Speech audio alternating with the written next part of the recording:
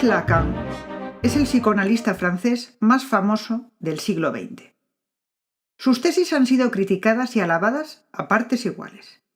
Su objetivo declarado era descubrir las leyes del inconsciente, dando así un carácter científico al psicoanálisis.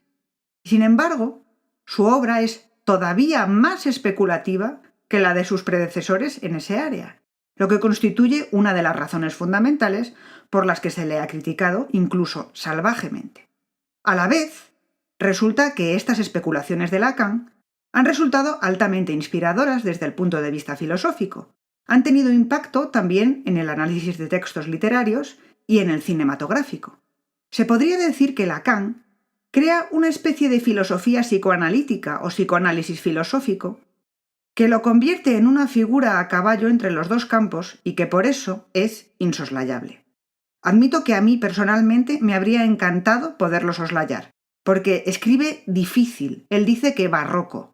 Es difícil de explicar, de resumir, de todo. Pero me rindo. En este vídeo voy a intentar todo eso, explicarlo, resumiendo de forma clara y sin perder rigor hacia su pensamiento. ¿Por qué? Pues porque tras haber conseguido explicar a Deleuze y Derrida sin Lacan, no puedo hacer lo mismo con Zizek. Así que ya sabes para qué hago esto. Para poder más adelante hacer un vídeo coherente y serio sobre Zizek. Aunque, si me sale decentemente, debería servir a todo el que se acerque a Lacan, aunque Zizek le dé lo mismo. Lacan desde su juventud estuvo muy interesado por la filosofía. Estudió medicina, se especializó en psiquiatría y dominaba totalmente el idioma alemán. Así, cuando empieza a trabajar en el campo del psicoanálisis, llega pronto a una conclusión. Esta disciplina ha tomado un camino que no es.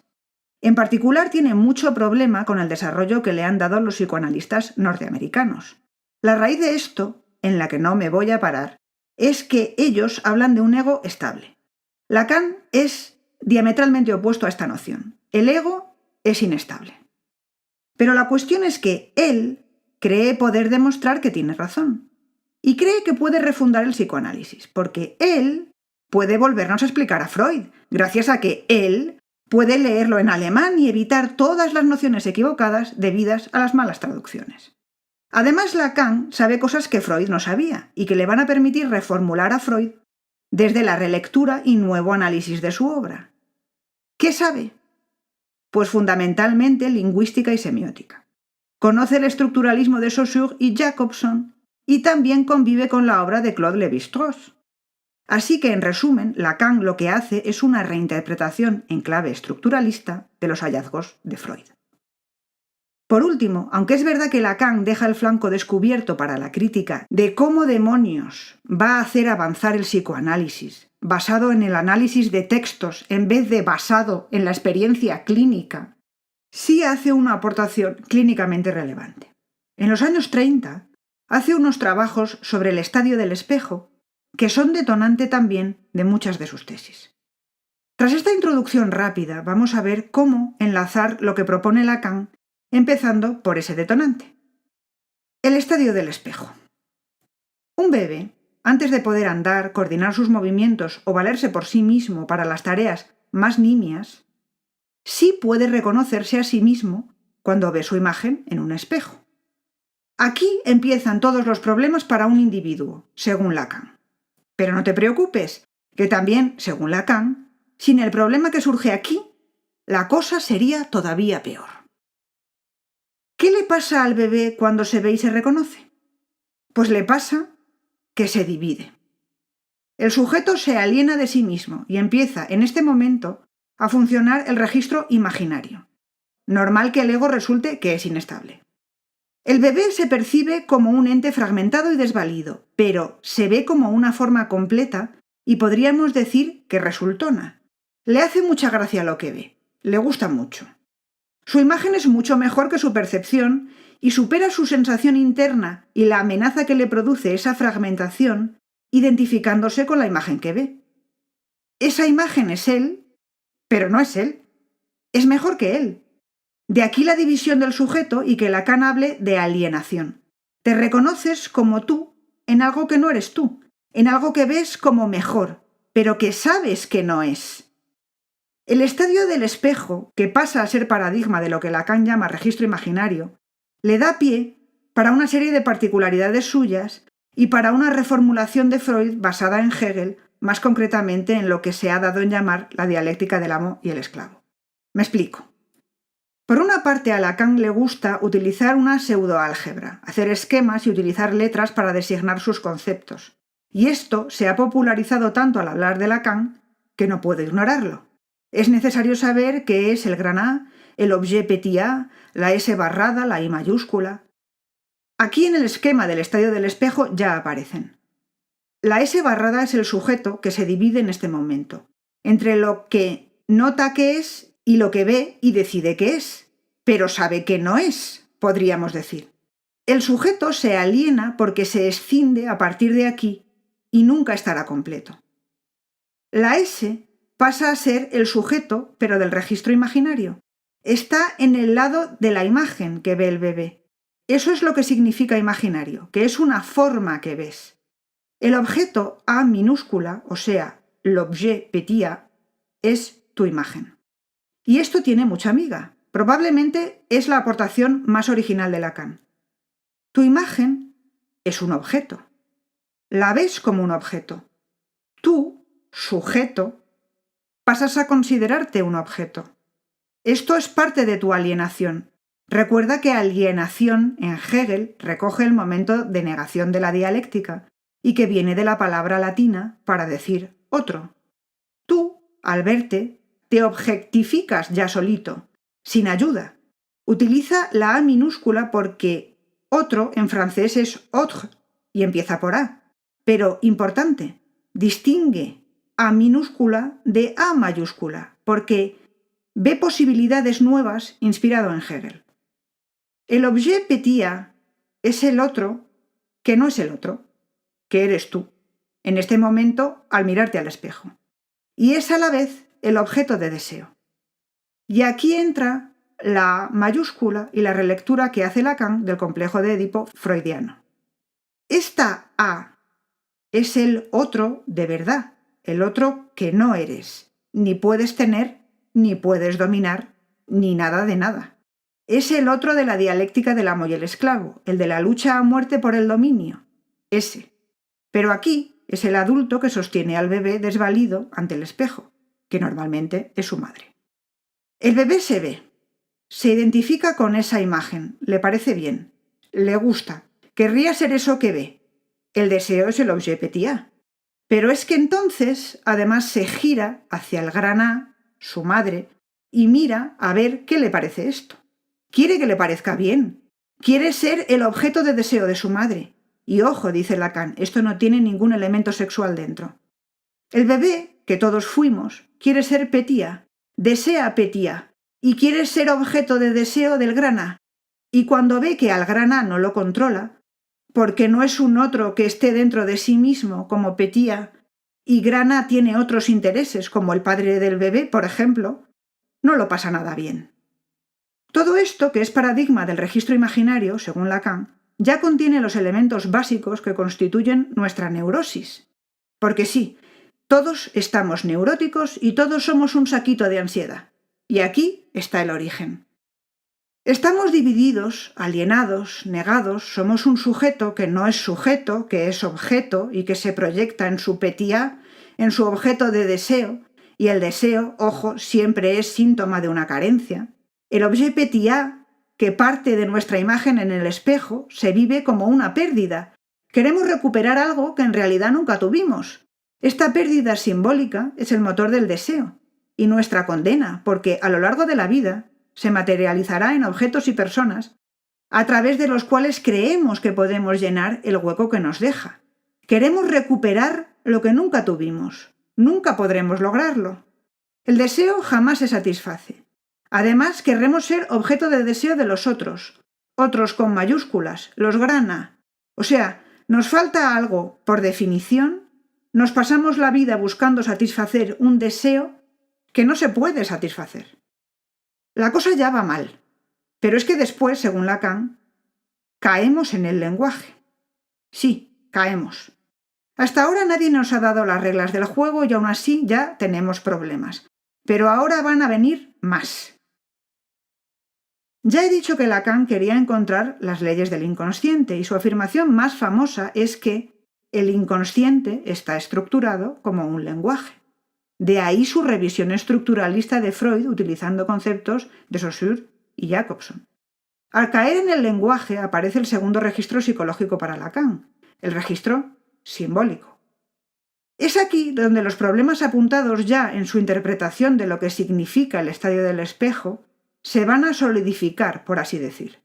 Lo que se apunta en el registro imaginario cobra otra dimensión en el registro simbólico. El cambio más importante es el del gran A. Ese otro con mayúsculas supera aquí lo que es el otro que no somos. El gran A es ante todo el lugar donde se constituye la palabra, según Lacan. Algo gravísimo que ahonda en la idea de que el sujeto no es sujeto. Lo que quiere decir Lacan es que el lenguaje te constituye, pero el lenguaje no te lo das, te lo dan. Te lo da el gran A. Te dan las reglas del juego y éstas escapan totalmente a tu control. Tú no hablas, el lenguaje te habla a ti. Tú no tienes nada, ni tu nombre es tuyo, te lo dieron. Puedes decir, yo soy, yo me llamo, y no es verdad. La I mayúscula, el ideal del yo, se consolida ahora como algo que no es, que demuestra que no eres sujeto, eres objeto. Así resulta que el inconsciente es el discurso del otro, o sea, el lenguaje me piensa a mí. Por lo tanto, yo no soy. Y enlazando con el estructuralismo y la división del signo según Saussure en significante y significado, yo no soy porque el significado es inalcanzable. Lacan ya da mucho más peso al significante que al significado. El inconsciente está expresando una cadena de significantes que son metonimias, dice él. Nada significa lo que dice. Son significantes enlazados en una eterna cadena con un significado siempre diferido. Y eso también es el deseo. Todo es una articulación de una carencia que nunca se puede llenar.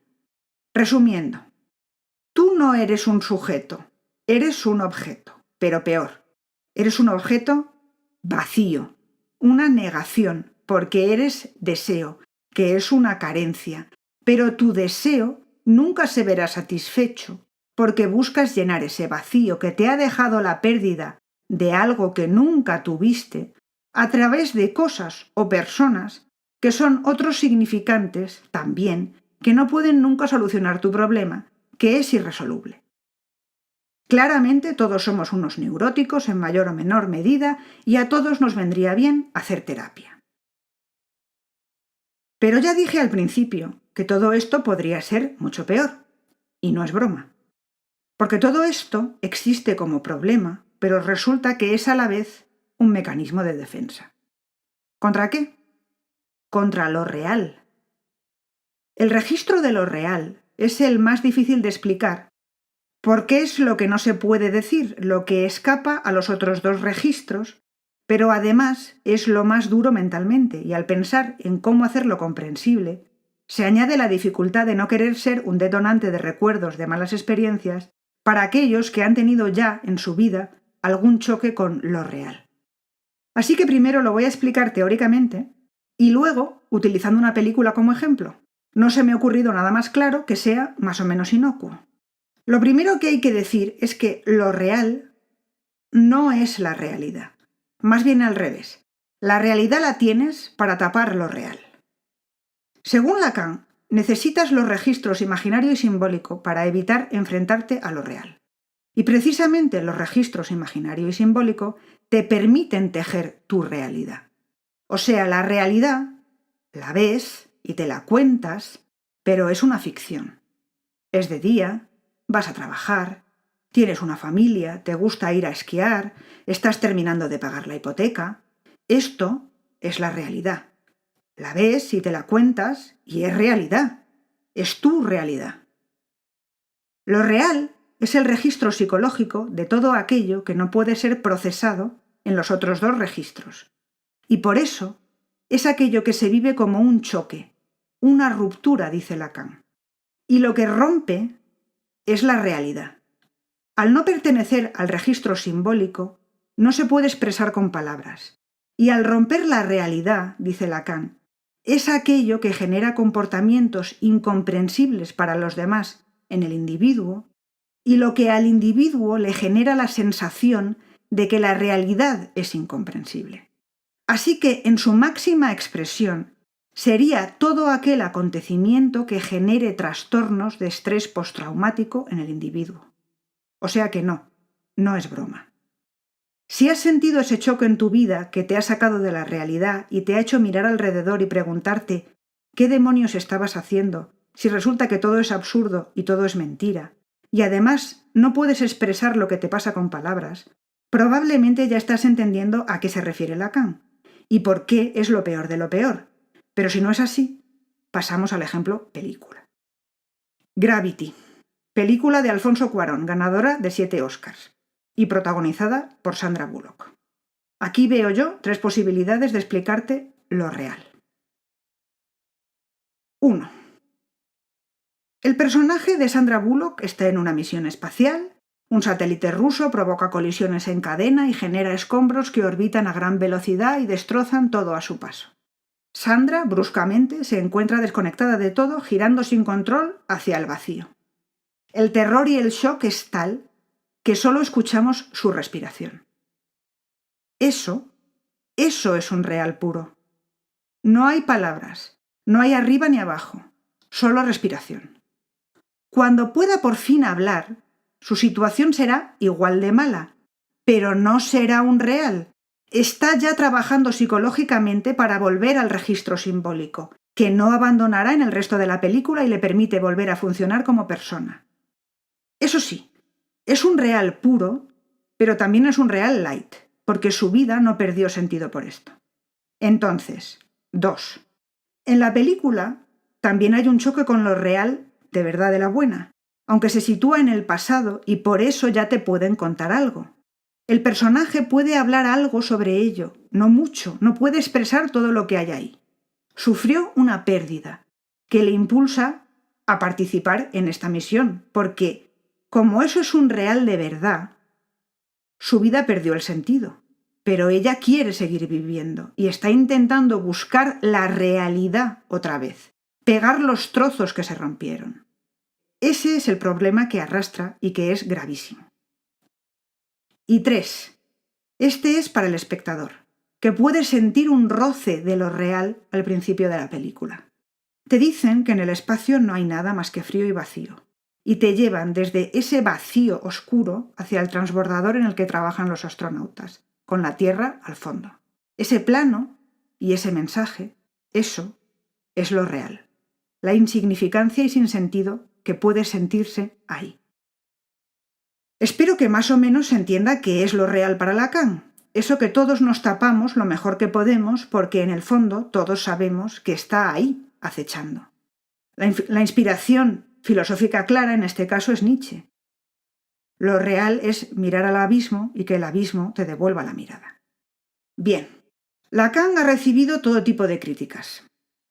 Es fácil, su discurso es eso, un discurso.